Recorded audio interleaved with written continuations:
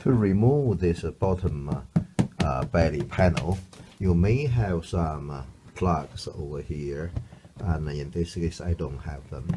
And there's also screws, so you need to loose them. The screw will stay together with the panel, so you just loose them.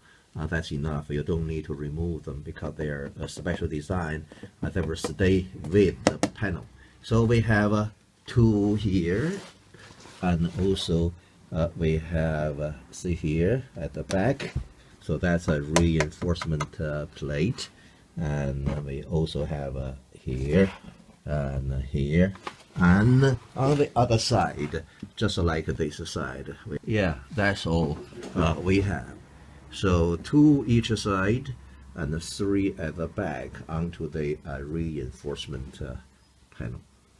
Can just use a screwdriver and like this.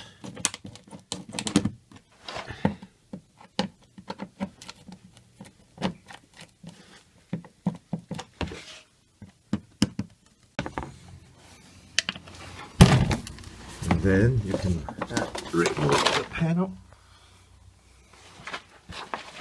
So that the panel removed.